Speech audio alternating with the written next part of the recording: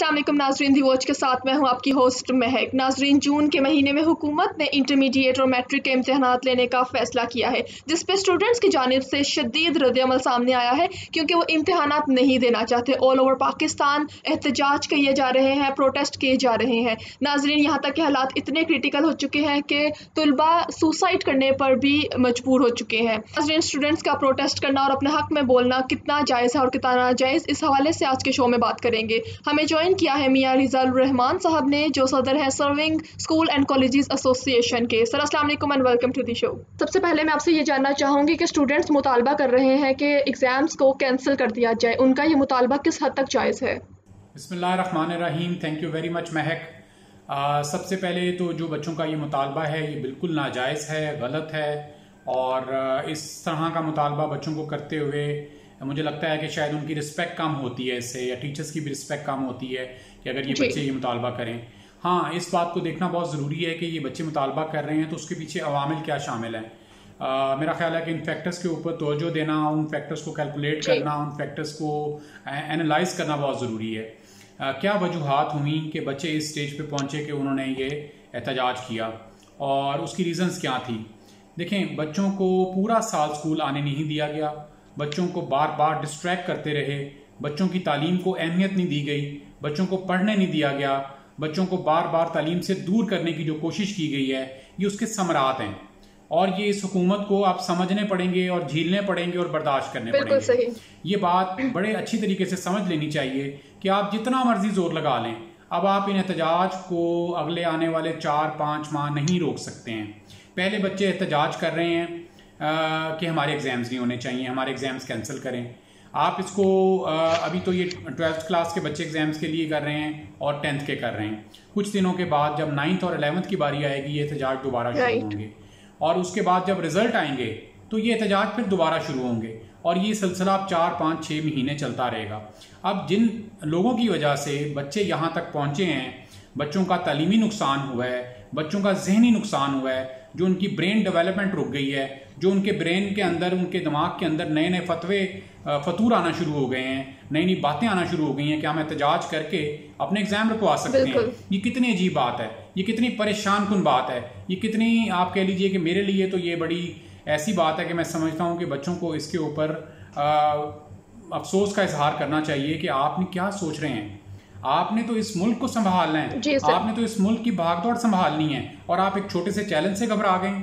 आपने, अगर आप फर्ज करें कि आपको ये सारी परेशानियां हैं, उसके बावजूद भी आपको पढ़ना है, आपको तैयारी करनी है, आपको एग्जाम देने की कोशिश करनी है, आपको उसमें जीतने की कोशिश करनी है, नंबर हासिल करने की कोशिश करनी है। इस हुकूमत ने क्या किया है कि उसकी जो पोटेंसी थी, या उसका जो एक, आप कह लीजिए कि जो एक पहले जिस स्पीड से ये चीज़ें ख़राब की जा रही थी, उसकी रफ्तार को 5 गुना बढ़ा दी है, 10 गुना बढ़ा दी है, और ये सारा का सारा लॉस उन बच्चों का है, इस कौम के फ्यूचर का है, माँ बाप का है, और हम इसके ऊपर अफसोस के अलावा कुछ नहीं कर सकते। इमरान खान साहब ने बहुत दावे किए थे, मैं माजरत से कहता हूँ कि उन्होंने जो तालीमी दावे किए थे उसमें वो बहुत बुरी तरह से नाकाम हुए हैं, और बहुत अफसोसदगी की बात है कि अगर हमारी उम्मीदें इमरान खान साहब से भी टूट गई तो हम किससे उम्मीद लगाएंगे कि यहाँ पे कोई बेहतरी आएगी या इस मुल्क में कोई बेहतरी आ सकती है। ये तो टोटल सरासर बच्चों के साथ जुल्म है, नाइंसाफ़ी है और ज़्यादती है जो हुई है। एग्ज़ाम्स देना बहुत ज़रूरी है, चाहे कुछ बच्चे अभी एग्ज़ाम्स दें जो आने वाला 1-1.5 महीने के बाद इनके एग्ज़ाम्स हैं, चाहे सप्लीमेंट्री एग्ज़ाम्स हैं, एग्ज़ाम्स बच्चों को लाजमी देने चाहिए। राइट सर, ये बताइएगा कि एग्जाम्स का इतना खौफ है बच्चों के जहनों में कि बच्चे सुसाइड कमिट कर रहे हैं तुलबा, कि यहाँ तक कि इवन 2-3 केसेस भी सामने आ चुके हैं कि बच्चों ने सुसाइड कमिट कर लिया। क्या एग्जाम्स का इतना खौफ होना चाहिए कि बच्चे इतना बड़ा स्टेप उठा लें? देखिए, जो बच्चे खुदकुशियों की तरफ जा रहे हैं ना, उसकी पूरी इन्वेस्टिगेशन करनी चाहिए जी। मैं नहीं समझता कि एग्जाम्स के खौफ से, एग्जाम्स के डर से ये कौम डरने वाली है, या मुसलमान कभी किसी चीज़ से इस तरह के डर और खौफ में मुब्तला रह सकता है। ये तो हमारी कुव्वत ईमानी इतनी स्ट्रांग होनी चाहिए कि हमें इस तरह के चैलेंजेस का सामना करने में कोई दुश्वारी, कोई मुश्किल पेश नहीं आनी चाहिए। हमारे यहाँ पे तालीमी दरसगाहों में यही सिखाई जाती है बात, लेकिन इसमें एक फैक्टर जो बड़ा इंपॉर्टेंट है, जिसका जिक्र मैंने पहले भी किया है, कि स्टूडेंट्स ने पिछला पूरा 1.25 साल अपने लीडर्स के बगैर, अपने टीचर्स के बगैर, अपने गुरुज के बगैर, अपने घरों पे या बाज़ारों में या फालतू बैठ के टाइम गुजारा है। वो एक बहुत बड़ा लैक आया है। और उसके जो जिम्मेदार हैं वो हुकूमती इदारे हैं जिन्होंने बच्चों को स्कूल नहीं जाने दिया, जिन्होंने टीचर्स को बच्चों के साथ नहीं मिलने दिया, जिन्होंने पिछला पूरा साल, 1 साल 3 महीने टीचरों की वो इंसल्ट की है, टीचरों की वो बेइज्जती की है, टीचरों को वो दुत्कारा है कि मैं समझता हूँ कि जिंदगी भर उसकी मिसाल अगर आप ढूंढेंगे भी 70 साल में, 72 साल में तो नहीं मिलेगी, लेकिन दूसरी कौमों में भी अगर आप ढूंढना शुरू करेंगे, दूसरे मुल्कों में भी शुरू करेंगे, तो वहां भी टीचर की ऐसी बेइज्जती की मिसाल कभी नहीं मिलेगी। मैं समझता हूं कि इसका फैसला मैं अल्लाह पे छोड़ूंगा कि जिन लोगों ने टीचरों के साथ ये नाइंसाफी की है, उनकी इंसल्ट की है, उनकी बेइज्जती की है, अल्लाह ताला उनको जरूर इसका अजर दे। और जिन्होंने हमारे बच्चों को बर्बाद करने की कोशिश की है, तबाह करने की कोशिश की है, और आज हमारे बच्चे टीचर से दूर होने के बाद डिस्ट्रैक्ट हो रहे हैं, या गलत रास्ते पे जा रहे हैं, या खुदकुशियों की तरफ जा रहे हैं, या नशा करने के लिए जा रहे हैं, तो अल्लाह ताला एक तो हमें इससे बचाए, पहली दुआ ये है हमारे बच्चों को बचाए, और दूसरा ये ज़रूर है कि अल्लाह ताला ऐसे लोगों से हमें महफूज रखे और उन लोगों को उठा के कहीं दूर बाहर फेंके, ताकि हमारे बच्चे महफूज रह सकें, हमारी कौम महफूज रह सके। इस पाकिस्तानी कौम ने इतना टैलेंट है, इतनी इंटेलिजेंट नेशन है, इतने इंटेलिजेंट बच्चे हैं, इतने इंटेलिजेंट लोग हैं कि ये तो दुनिया को फतह कर सकते हैं। इन्होंने तो दुनिया में तारीख रकम करनी है, इन्होंने तो अभी कितने मार के मारने हैं। तो आप जान के उन बच्चों को, उन टीचर्स को आप डीमोरलाइज करना चाहते हैं, आपने पूरा 1.25 साल डीमोरलाइज करने की भरपूर कोशिश की है। मैं समझता हूँ कि इससे बड़ा जुर्म पिछले 1.25 साल में किसी ने नहीं किया होगा, जो ये जुर्म है कि इस कौम के बच्चों को डीमोरलाइज किया जाए, इस कौम के बच्चों को इस काबिल कर दिया जाए कि वो खुदकुशियों पे मजबूर हो जाएं, वो इस तरह के गलत रास्ते पे जाना शुरू कर दें, इस कौम के टीचरों को, उस्तादों को इस कदर जलील किया जाए।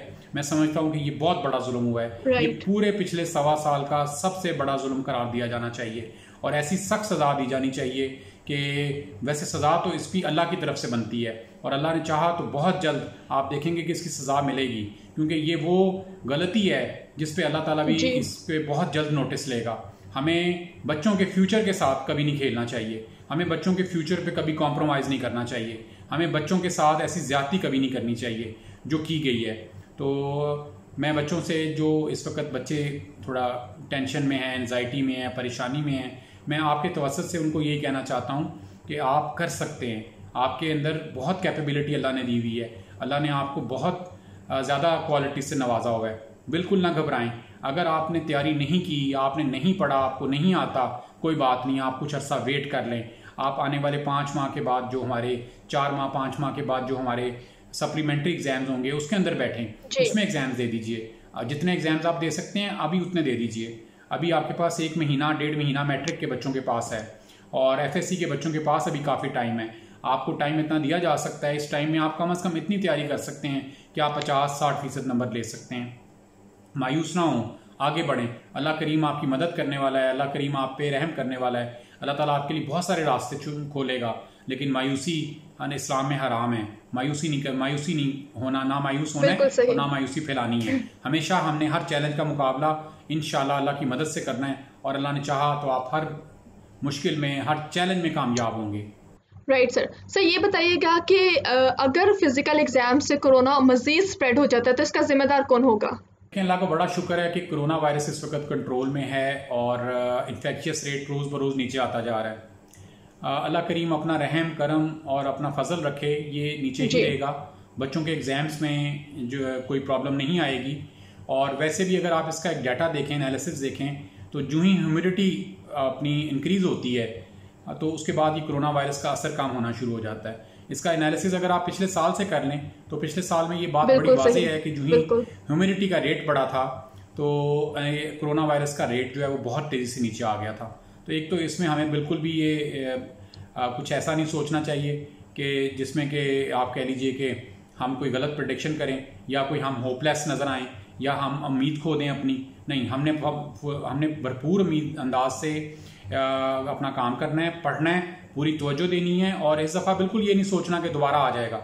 आ भी जाएगा तो हम उसका मुकाबला करने के लिए तैयार हैं, हर तरह से मुकाबला करेंगे, और हम मेहनत करेंगे, एग्जाम्स की तैयारी करेंगे, भरपूर मेहनत करेंगे, और एग्जाम्स में अपीयर होंगे और कामयाबी हासिल करेंगे। इस जज्बे के साथ, इस जोश के साथ, इस लगन के साथ बच्चों को तैयारी करनी चाहिए। अगर हम बच्चों को दोबारा ये बताएंगे कि ये आ जाएगा और स्कूल बंद हो जाएंगे और ये एग्ज़ाम की वजह से ये फैल सकता है, तो ये बच्चे दोबारा इसको ईजी ले लेंगे और ये दोबारा बात खटाई में पड़ जाएगी, जिससे उसे नुकसान हो सकता है। तो मेरा नहीं ख्याल कि कोई कोरोना वायरस के या कोविड के अगले 3-4 माह में आने के चांसेस हैं। और अगर आप डॉक्टर से भी कंसल्ट करें जो इसके ऊपर इन्फेक्शियस डिजीज पे काम कर रहे हैं, तो वो भी आपको यही राय सर, ये बताइएगा कि आपकी राय में एग्जाम्स को कैंसिल कर देना चाहिए या मुलतवी कर देना चाहिए? यही कहता है, पाकिस्तान का डाटा भी यही कहता है और बाकी ममालिक का भी यही कहता है।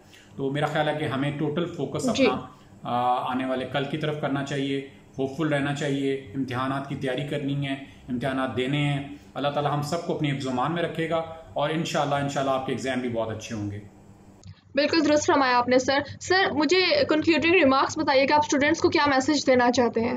जी, मैं बहुत शुक्रगुजार हूँ महक आपका और आपके चैनल का, और थैंक यू वेरी मच। बड़ा एक इम्पॉर्टेंट टॉपिक के ऊपर आपने ये जो गुफ्तगू की है, और ये बड़ी सेर हासिल गुफ्तगू थी, आपके बड़े अच्छे क्वेश्चन से बड़ी वैलिड गुफ्तगू थी, और मैं समझता हूँ कि अल्लाह करे कि ये प्रवेल करे और बच्चों तक आपकी बात पहुँचे, और ये जो हमारे मैट्रिकुलेशन के और इंटरमीडिएट के जो बच्चे हैं वो इस बात को अंडरस्टैंड करें कि उनकी जिम्मेदारी क्या है और उनको करना क्या चाहिए।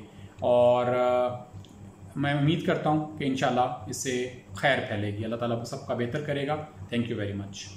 राइट सर, तो नाजरीन ये था आज का शो, और हमें ज्वाइन किया था रिजल रहमान साहब ने। सर आपका बहुत बहुत शुक्रिया अपना कीमती वक्त हमें देने के लिए। और स्टूडेंट्स के लिए यही मैसेज है दी वॉच की जानिब से भी और सर की जानिब से भी और मेरी जानिब से भी कि आप लोग अपने इम्तिहानात की तैयारी मुकम्मल रखिए और इम्तिहानात से घबराने की ज़रूरत नहीं है। इसी के साथ मुझे दीजिए इजाज़त। अल्लाह हाफिज़।